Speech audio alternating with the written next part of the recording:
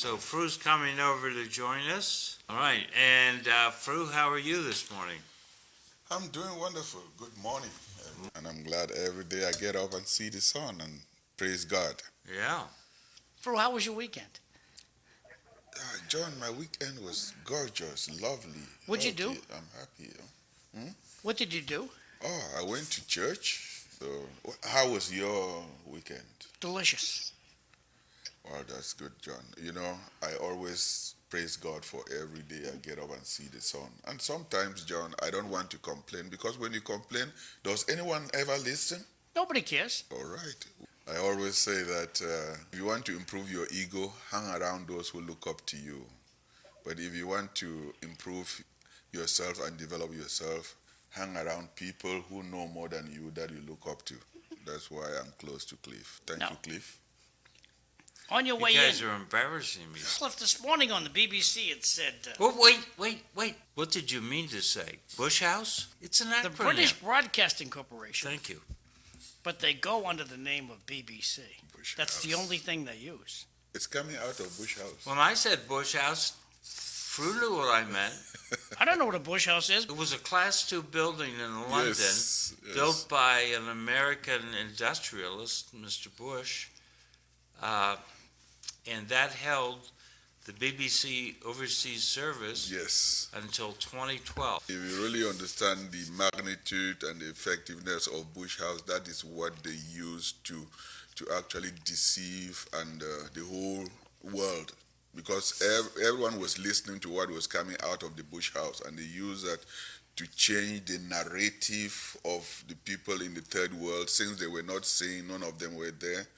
So they would only believe what is coming out of Bush House as if it is real. It is nowadays that with people with amateur cameras that you could now really see how the British and the West use technology to manipulate and shape people's mentality around the world. I wanted to ask Fru to give us 5 minutes on his campaign, since he's running for city council. Yes, thank you very much, Cliff, for giving this opportunity.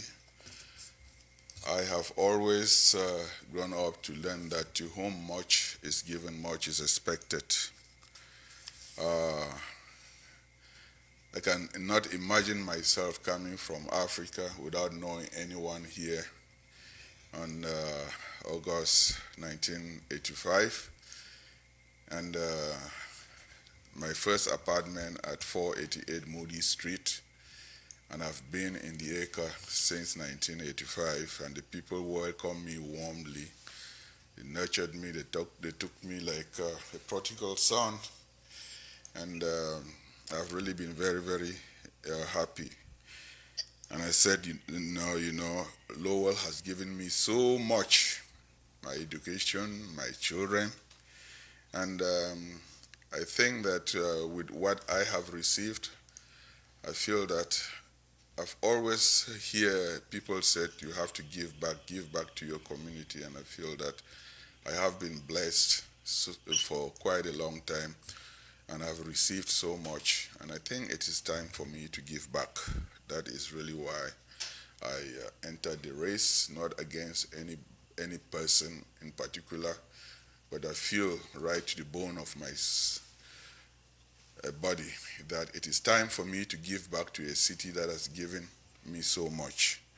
And I am actually running for city council because I have some new ideas to bring to the table to expand economic growth and opportunities, to drive greater improvement in education, to improve neighborhood safety, readiness, and revitalization, to promote new ideas for equity, inclusion, and diversity, and to address one of our chronic problems here, the homeless, and preserve an open space.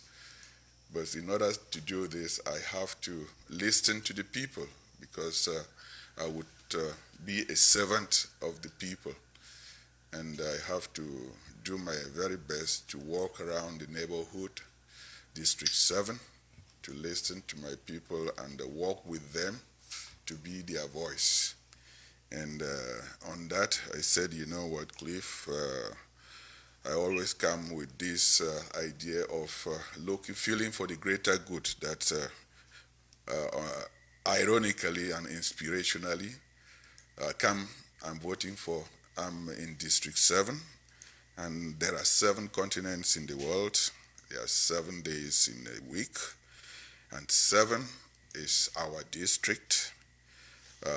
If you really want to travel around the world, you come to District 7, you will see people coming from all over the world. And together we build a better Lowell, and I would say that Lowell's better days are yet to come.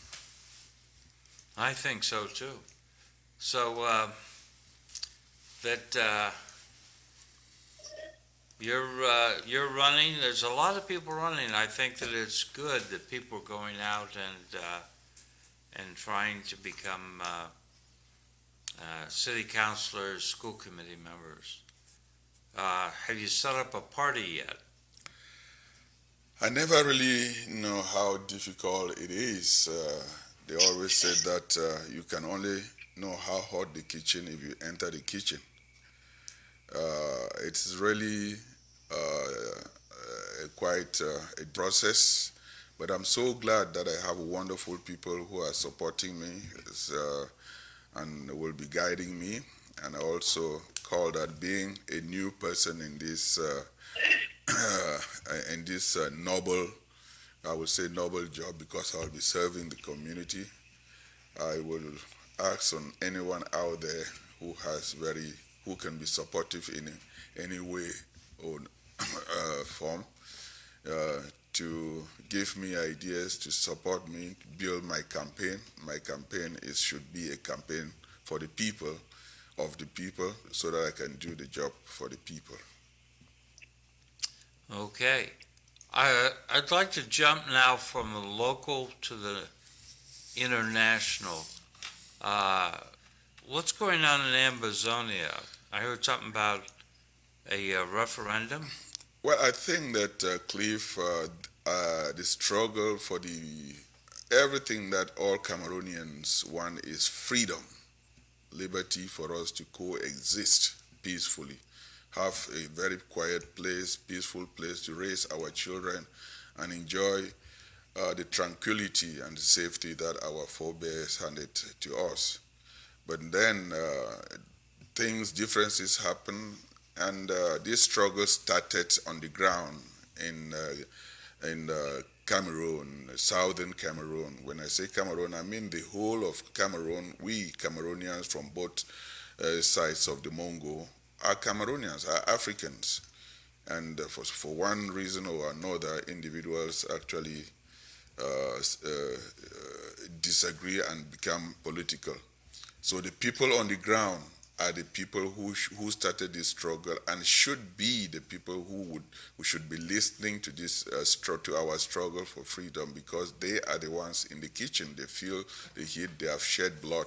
But people like us out in the diaspora, we hijacked it and used it in a way that it's not really going the way the forefathers or people visionary had envisioned. And I think the big topic coming out now is a referendum. The last time that I refer the word referendum, Cliff, is it says that a plebiscite, which are words that people are throwing there, but I think the wisdom people, they say referendum is what we need. A plebiscite is a vote by which the people of an entire country or district express an opinion for or against a proposal, especially on the choice of government or ruler. A referendum is a vote in which all the people in a country or a particular area are asked to give their opinion about or decide an important political or social issue. Cliff, these are some 5 differences. If you can just read that to my audience, so that some of them also on the ground in Cameroon and around the world, you could just read that to show the differences between what a plebiscite and a referendum is, because the most important thing I feel is if we are well informed and sensitized about the various options that are available for us before we get into any decision, we would be able to make the best choices. And the best, this thing should be piloted by the people on the ground. They have suffered so much. One war to end, one bloodshed to end. Thank you, Cliff. Go ahead. Okay. So a referendum is a phrasing of the vote, while the plebiscite is the vote itself. The referendum is held in a democratic environment, whereas a plebiscite usually is held in an undemocratic environment. And that's always sort of been my sense of it too. Referendum gives the option of accepting or rejecting any policy. A plebiscite is a vote on a question given it implies a change in sovereignty. Referendum can be initiated by the citizens, and plebiscite is only initiated by the authorities. Referendum, a stronger way to get the opinion of the masses across. A plebiscite is a technique used by the government to legitimize a given policy. Referendum can usually empower the people. A plebiscite usually empowers the government at the expense of the masses. A referendum is held very commonly. A plebiscite is seldom held when the government is desperate to win support for a decision, in some cases by tricking the masses to think something else. Well, Cliff, if I can just pose your question as a diplomat and someone who has more international exposure and wisdom than me, that I look up to, what would you think would be good for the situation in southern Cameroon, now also called as Ambazonia? Is a plebiscite that the authorities decide, or a referendum that the people decide? I would say referendum is the way to go. Plebiscite implies that the francophone dominant government is trying to impose a solution, and that may not garner the support of the people. Well, thank you very much, Cliff. You are hearing from a diplomat and someone who has more wisdom in the international arena than I, and I think your wisdom also should cross. And one more thing, Cliff, who do you think should pilot this project if we decide on a referendum? We who are outside, scattered in the diaspora, not even knowing how to unite, or the people on the ground whose blood is flowing, they know what they are seeing, they are feeling it. I think that to the extent possible, it should be the people on the ground who are guiding this. To the extent they're being suppressed, then the people in the diaspora have to help out, but they have to do it with a certain amount of humility, recognizing that the real issue is what are we doing for the people that are there, the people on the ground. Again, thank you very much, City Life Show, for giving this platform. You do not really know what impact you have done that could bring peace in that part of the world. Again, thank you very much, John, and our producer, and Cliff, our host, and George. You've always chime in with good suggestions. Thank you. So, if you're out there and you have an opinion on what's going on in Ambazonia, what's going on in Cameroon, reach out to us. If you'd like to give a 5-minute presentation on the subject, reach out to us. We're happy to provide alternate views. Heck, if you support the Francophone government, give us a call. Tell us how you see it and help educate us. So we're going to talk about the Boston Marathon by someone who participated, was running to raise money for literacy for young children. So how was the race? Oh, the greatest experience of my life. I can't but stop. I don't know how to thank the community for coming out.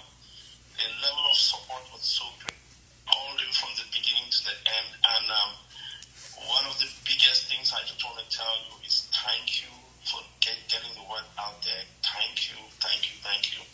And most of all, we surpassed our fundraising target by almost 25%. So we had 125% of money raised. Fantastic. And right now we are at the implementation phase. As you can see, I'm wearing the cap that I wore that day, and I brought the medal to show you guys and say thank you.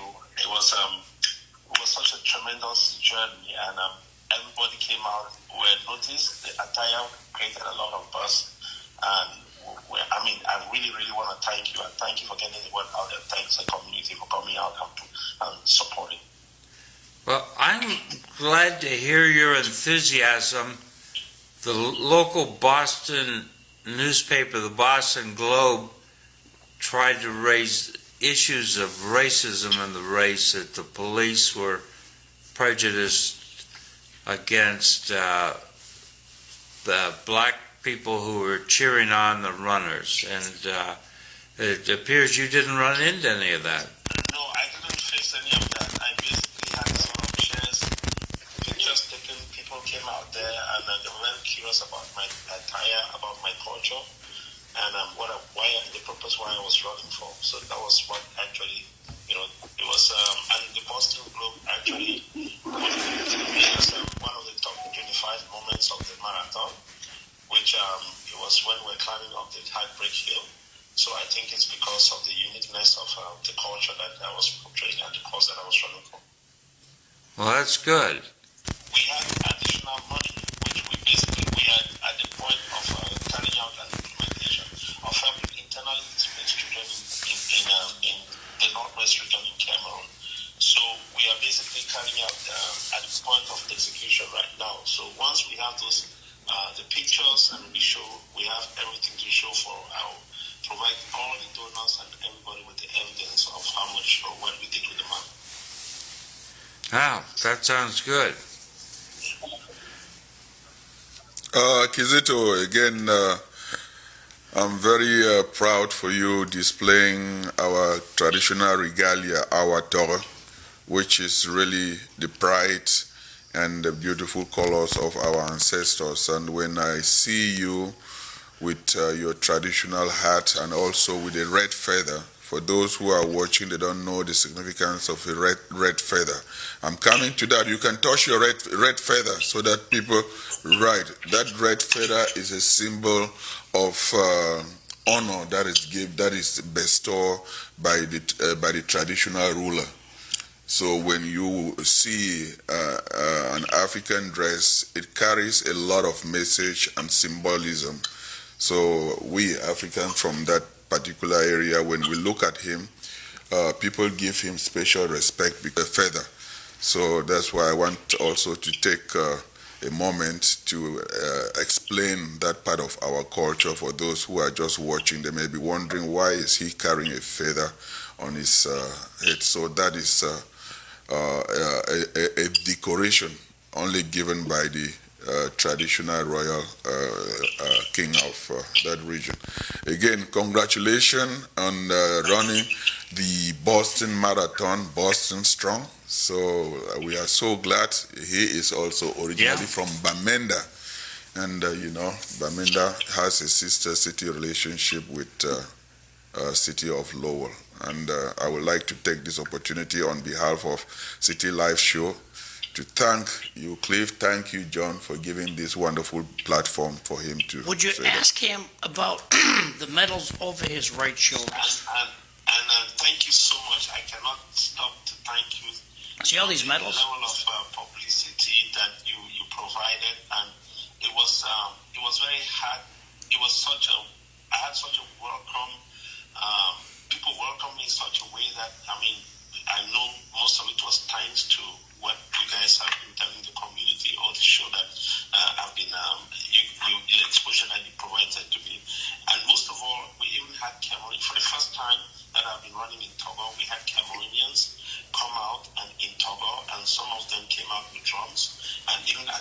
line. It was very emotional to see that, such a cause that was started in a very small way has gone big. And above all, after the race, the videos that we provided out there have gone viral in our community. And, it's just thank you. And I just wanted to let you know that this is not the end of the race. I plan to do Sydney Marathon in September, still in Togo. So we'll be representing Togo in all 6 continents across the globe. So just wanted to let you know that. Okay, I have 2 questions for you. On the wall, first question on the wall, there's a bunch of medals hanging. Is that from other races? Yes, this is my 16th marathon.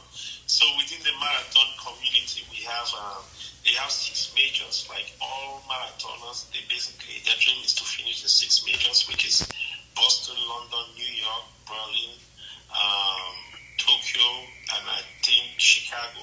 So, but running the Boston was my 5th major. So the one I have remaining is Tokyo, which I hope to do sometime early next year. And I've also been pursuing, since I started this Togo crusade, my aim has been to do the Togo in all 6 continents so I could represent my culture, my country, and raise funds, especially for internally displaced children in Cameroon.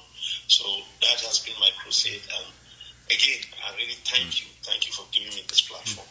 Okay, my second question is the map over your right shoulder. I'm not sure how that's divided. What is it portraying? The map is a little project that I had with my kids. I've been teaching them geography, so I brought them a wall puzzle that has a pin with little flags. So basically, that was a way for them to learn about different flags in the different areas in the world. Every time they travel, they come back and they put a pin to where they have traveled. So they wanted to keep it here because it's safer here. They don't want to have it in the play area. They're afraid their friends are going to mess up with it. Can he remember his time? How long did it take him to run? Oh, yeah. What was your time for the race? Oh, my time was 5 hours, 18 minutes. And I'll tell you this. They say Boston, initially the marathon is downhill for about the first 10 kilometers. And I'll tell them, but don't listen to that because Boston has a lot of rolling hills. So my target was 4:45. But after running through a few rolling hills and getting to I think the Newton Hills hill, which was the first hill, I had to slow down a little bit. But I am extremely excited because despite the rain and everything, the crowd came out, they gave all the support. And it was my best time in Togo because since this is my 3rd race in Togo, the first one I did in 5:20 in London, the second one I did in Greece was 5:30, and now it's 5:18. So I don't know, if the older I'm getting, the better I am. I don't know, I'll still have to prove that eventually. That's my line. I'm older, I'm better. Well, know that we have a saying here in Boston that Boston's strong. With our strength, we had to pull you to run faster. So on that note, I would like also to tell you that Kizito, you are a trailblazer for the Togo and African culture. I am so proud. I am so proud. I hope we display our colors like that. We are proud to be who we are. Thank you so much, and thank you especially, for really introducing me to this platform, introducing me to this show, and giving me the level of exposure that I've never had before. So that actually, as you said, Boston Strong, that actually pushed me through, and to make my best time. So again, I really, really appreciate everything you guys have done for me. Thank you. Thank you, and good luck on your next race. Thank you, for sure. We'll always connect. Thank you so much. I know you were watching us live. Continue to watch us till the end, and make sure you spread the link to people in the Carolinas and all. We want to carry the message beyond. All right. I definitely will. Thank you so much. Okay. Yeah. Bye. Bye-bye.